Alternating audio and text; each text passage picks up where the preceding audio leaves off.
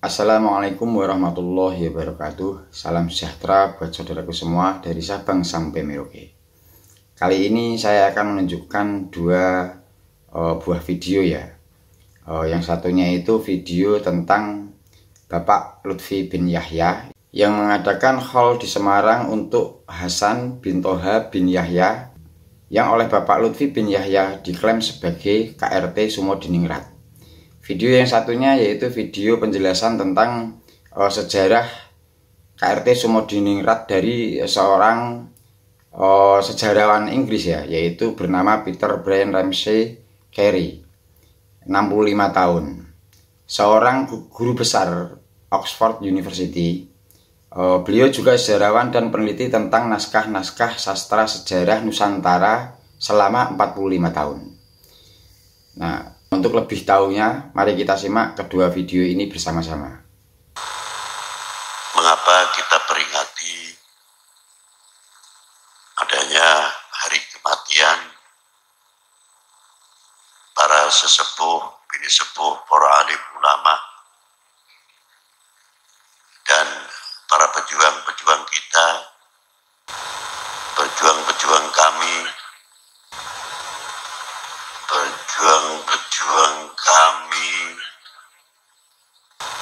Alhamdulillah kita di Indonesia ada beberapa peringatan-peringatan, tidak cukup hanya peringatan saja.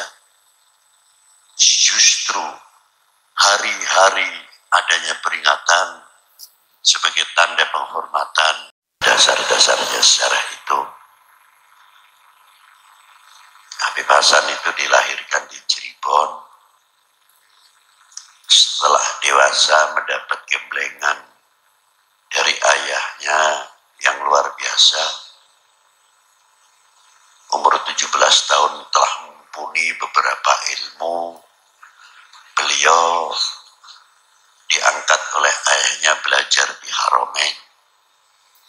Setelah dari Haromain, beliau terus ke Tarim, Hadramiyah. Dari Tarim, beliau terus ke daerah ke Mesir, sampai ke daerah Maroko. Dengan singkat, karena beliau ketika berangkat sudah dikategorikan walaupun seorang yang baru umur 17-18 tahun sudah cukup mumpuni, maka dengan singkat beliau mendapat gelar-gelar dalam studinya, dan selanjutnya beliau ke India. Sebelum ke India, dia tahu di Turki bagaimana peranan Turki pada waktu itu, dan bagaimana Aljazair itu sendiri yang dijajah oleh Perancis dan dijajah juga oleh Turki, kalau tidak salah Spanyol.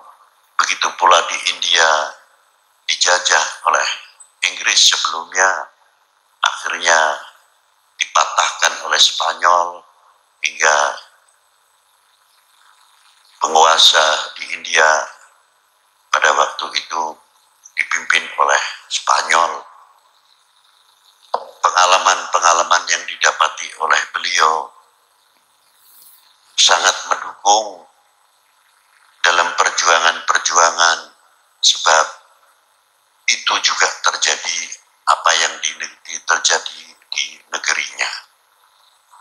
Maka setelah beberapa waktu di India, beliau meneruskan napak tilas di Malaysia, Penang. Yang bergelar Sayyid Thohir itu bukan Habib Hasannya, tapi yang bergelar Sayyid Thohir adalah abahnya.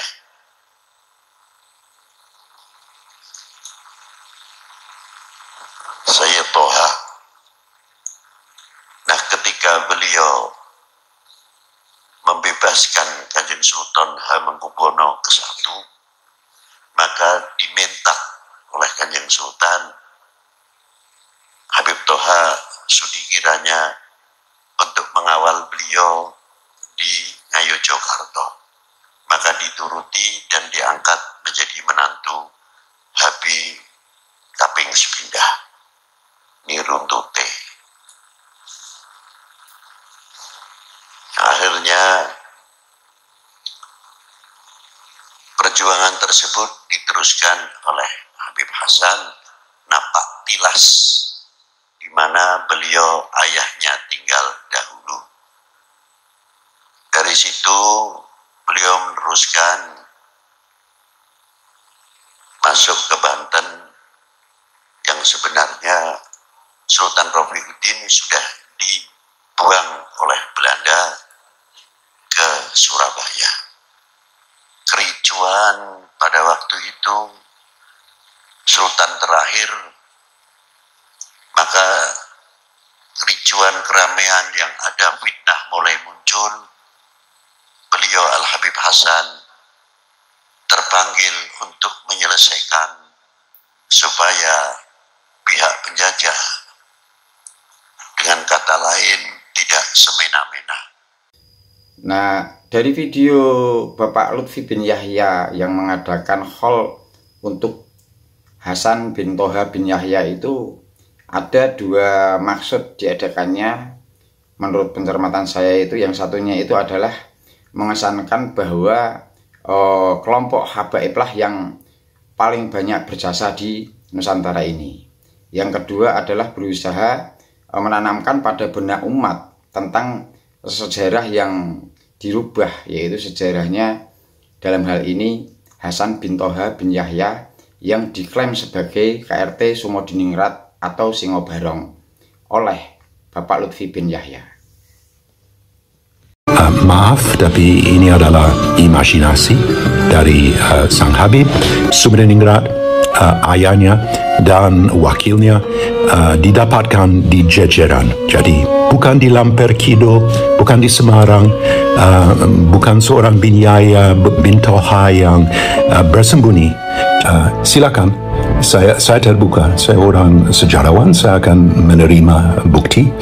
Tapi kalau tidak ada bukti, ini artinya bahwa sejarah dari bin Taha yang mungkin notabene hidup dan meninggal 1818 tidak ada hubungan sama sekali dengan Sumodiningrat, dan apa yang diberitahu oleh Hasan Lutfi adalah salah satu sejarah yang diada-adakan. Sama sekali tidak disebutkan bahwa bin Yahya menikah di dalam Keraton Jogja, apalagi dengan Sumodiningrat adalah bin Yahya dalam disguise, ya, dalam seperti dijawantakan di dalam seorang Arab, ya.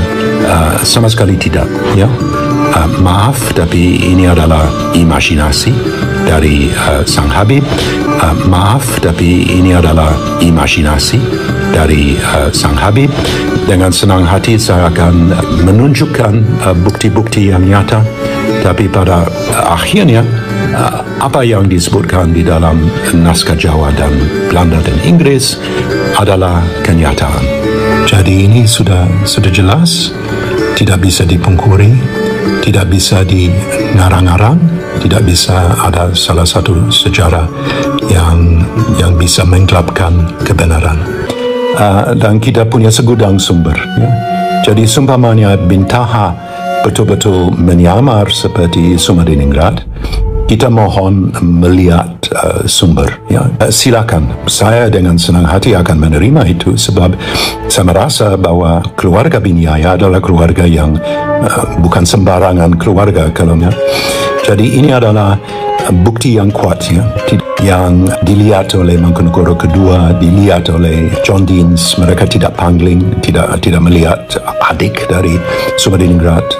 Sumodiningrat tidak, ya, punya wakil tapi bukan adiknya. Jadi agak luar biasa, kita tidak punya kekurangan bahan, ya. Sebenarnya sebagai seorang Inggris, apalagi sebagai orang Skotlandia dari ibu saya yang dari Skotlandia Timur, saya akan dengan senang hati menerima cerita dari Hasan Lutfi bin Yahya, sebab ini akan membersihkan aib di atas pamor Inggris Skotlandia. Biasanya untuk sejarawan dari keluarga Jawa pada awal 19 atau 18, ada banyak pertanyaan, ada banyak yang abu-abu. Dalam hal ini sama sekali tidak ada, ya. Sudah terang benderang, sudah jelas, garis sejarah sudah jelas. Siapa diri Sumadiningrat?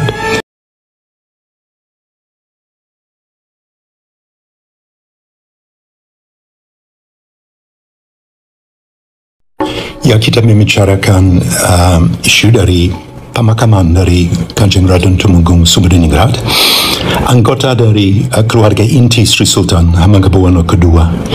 Istrinya dari Sumadiningrat, Ratu Bendoro, istri dari pernikahan dari Permaisuri, Ratu Kedaton, Dara Madura, adalah putri dari Sri Sultan kedua. Ibunda dari Sumadiningrat adalah putri dari Sultan Mangkubumi Hamengkubuwono pertama, ya.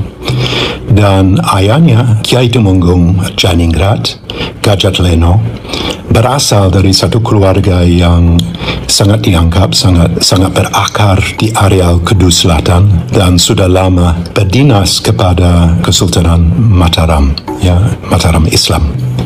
Jadi kita membahas di sini salah seorang yang cukup anggun sekali, ya, seseorang yang luar biasa, ya.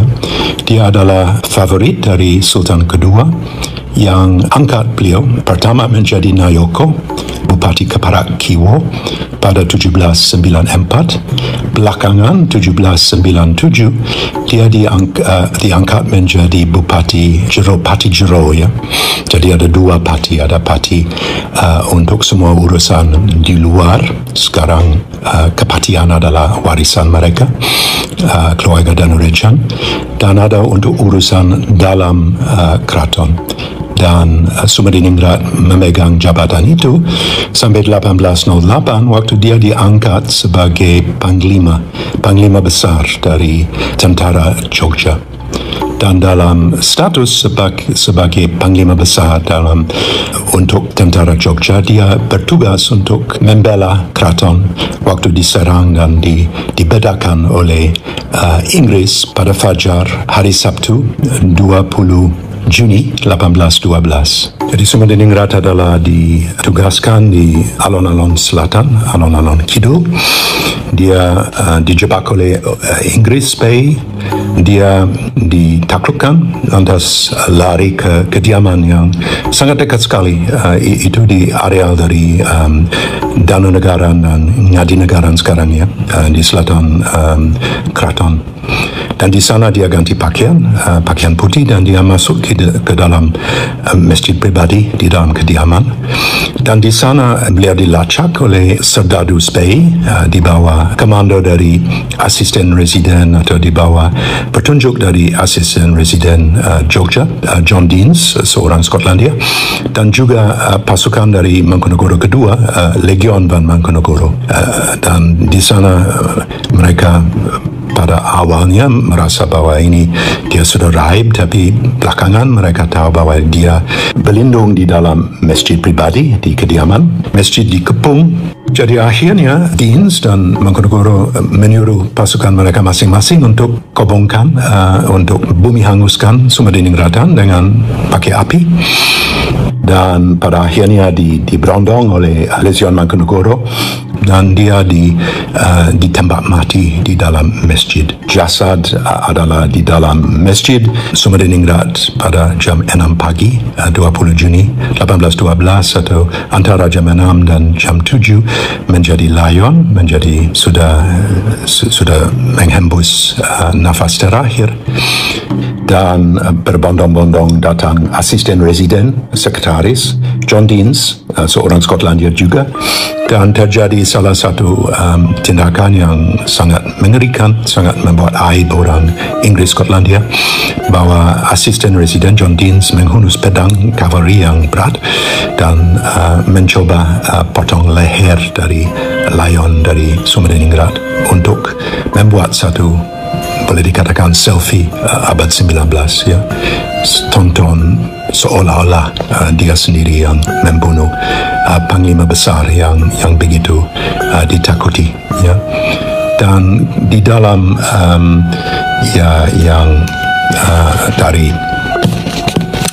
book, salah satu babad yang ditulis oleh Pangeran Panular. Kita tahu bahwa Mangkunagara punya salah satu perasaan benci sekali dengan Sumadiningrat. Dia melihat jasad, melihat wajah yang punya kumis yang panjang sekali, dan dia mengejek kembali Sumadiningrat dan bilang bahwa orang yang menyombongkan diri jangan ada urusan dengan saya, Mangkunagara, tidak layak, dan sekarang sudah karma demikian. Kita punya saksi mata dari Mangkunagara kedua yang melihat jasad dan mengejek-ejek sebab dia betul-betul benci musuh bebuyutan dengan Kanjeng Ratna Tumenggung Sumadiningrat, sebab Sumadiningrat sangat kurang sopan dengan beliau.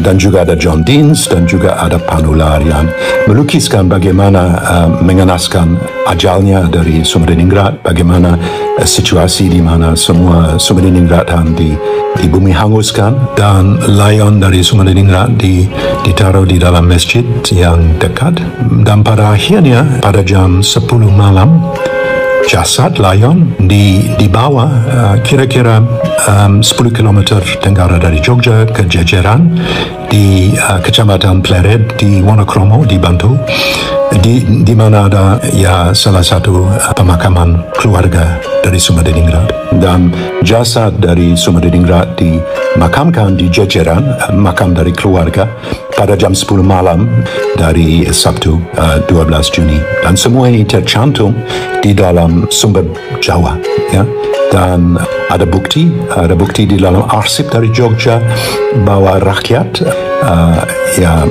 orang-orang yang ikut di dalam Sumadininggratan, di dalam keparak kiwo, administrasi di dalam keraton, merasa seperti hewan wonten ing wono, boten wonten ingkang gada wono sesampunipun Gusti Sedo. Jadi mereka seperti binatang buas di dalam salah satu hutan.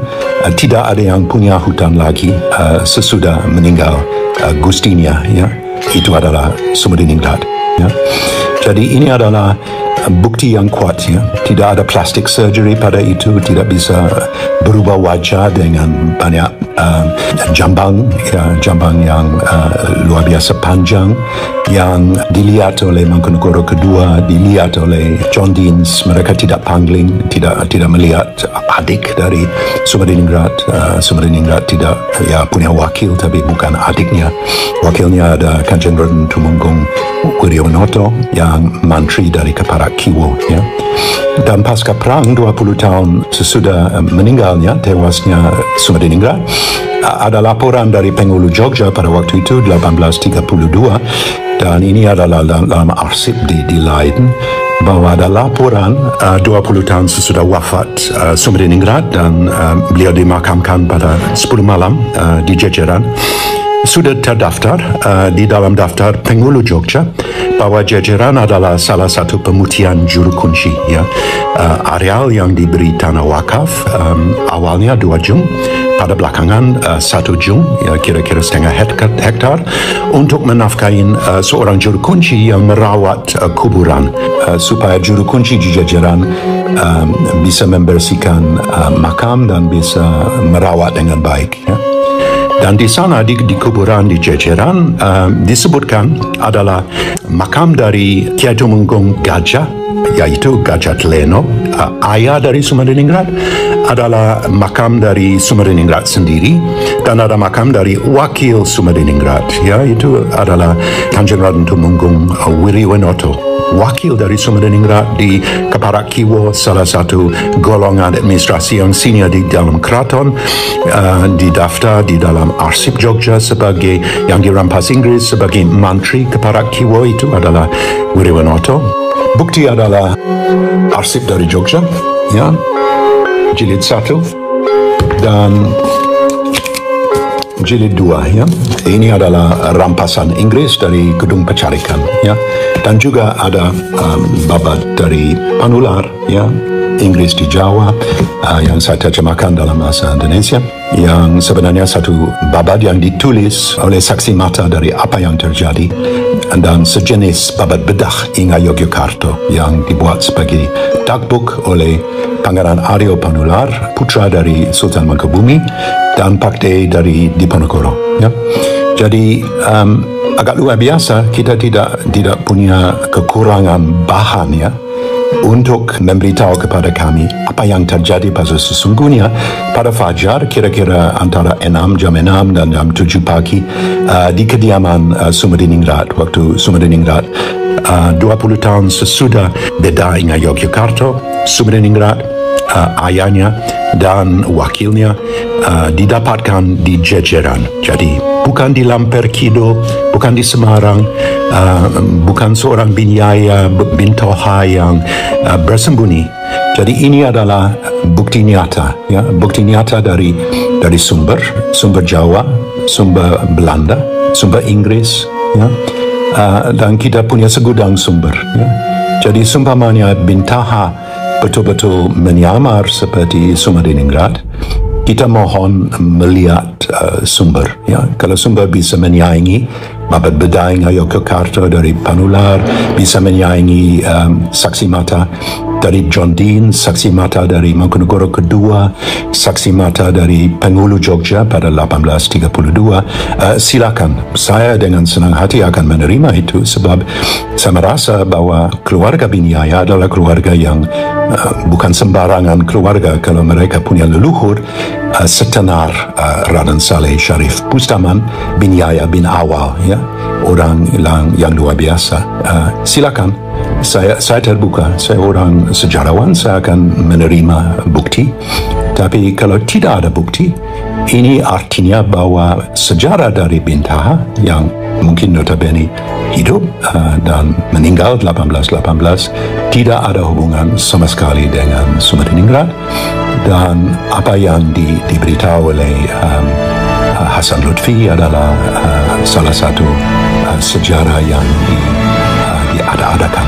Sebenarnya sebagai seorang Inggris, apalagi sebagai orang Skotlandia dari ibu saya yang dari Skotlandia Timur, saya akan dengan senang hati menerima cerita dari Hasan Lutfi Binyaya sebab ini akan membersihkan aib di atas pamor Inggris Skotlandia di mana jasad dari Sumadiningrat dianiaya oleh sekretaris asisten residen John Deans yang mau memotong leher dari Panglima dan ya serangkaian tindakan yang betul-betul keji dan membuat aib atas pamor kita orang Inggris. Tapi sebenarnya itu tidak kenyataan.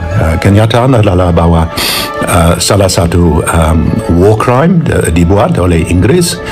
Sumadiningrat tidak ditindakin dengan respect, dan ya semua yang tercantum di arsip Jawa, babat bedah Inga Yogyakarta, Sorasila Inka Danurejan yang ada di Panti Bedoyo di Sonobedoyo, dan juga laporan dari Penghulu 20 tahun kemudian, semua adalah kenyataan. Jadi dalam hal ini situasi cukup terang benderang bagi sejarawan, ya.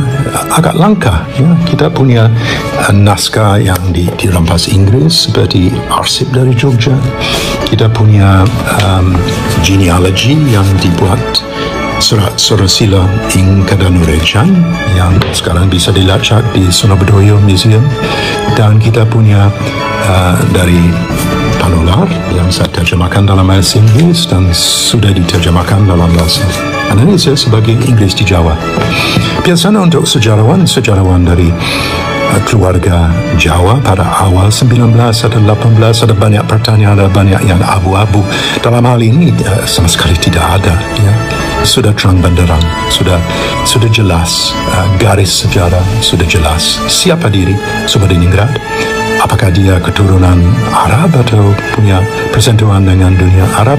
Ya, kita tahu dari buku LWC van den Berg, Lodewijk Willem Christian van den Berg yang menjadi advisor atau Inland Sesaken pada tahun 80-an yang mempublikasikan satu buku yang sangat penting sekali, Al-Hadramaut, Telekoloni Arab dan Archipelagia, Yemen Selatan, Al-Hadramaut, dan komunitas Arab di Nusantara pada abad 19, akhir abad 18, bahwa sama sekali tidak ada persentuhan ya, di dalam keluarga Sumadiningrat. Ada keluarga dari Hadramaut yang terpandang sekali seperti Bat Kaiban yang menikah dengan keluarga dari Pangeran Bintoro, salah satu putra dari Hamengkubuwono I, Sultan Mangkubumi, dan anak mereka adalah Bupati Magelang, yaitu Menggung Danonegoro yang Danoningrat yang meninggal secara mengenaskan pada bulan awal dari Perang Jawa di areal selatan Kedu. Tapi di dalam hal dari Sumadiningrat, LWC van den Berg tidak menyebutkan apa-apa, ya. Dan sama sekali tidak disebutkan bahwa Biniaya menikah di dalam Keraton Jogja, apalagi dengan Sumadiningrat adalah Biniaya dalam disguise, ya, dalam seperti dijawantakan di dalam seorang Arab, ya. Sama sekali tidak, ya. Maaf, tapi ini adalah imajinasi dari Sang Habib. Dengan senang hati saya akan menunjukkan bukti-bukti yang nyata, tapi pada akhirnya apa yang disebutkan di dalam naskah Jawa dan Belanda dan Inggris adalah kenyataan. Jadi ini sudah jelas, tidak bisa dipungkiri, tidak bisa dingarang-ngarang, tidak bisa ada salah satu sejarah yang bisa menggelapkan kebenaran. Matur nuwun. Nah, kira-kira gimana saudara-saudara sekalian?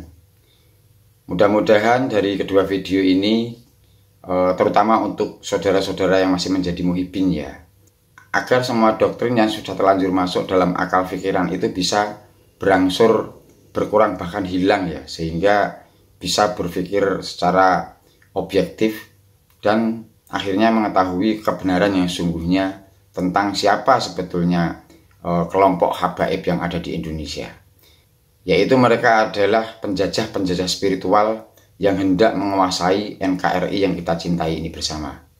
Nah, kurang lebihnya seperti itu dulu ya saudara-saudaraku semua. Wabillahi taufik wal hidayah. Wassalamualaikum warahmatullahi wabarakatuh. Salam sejahtera, salam Bhinneka Tunggal Ika. Merdeka!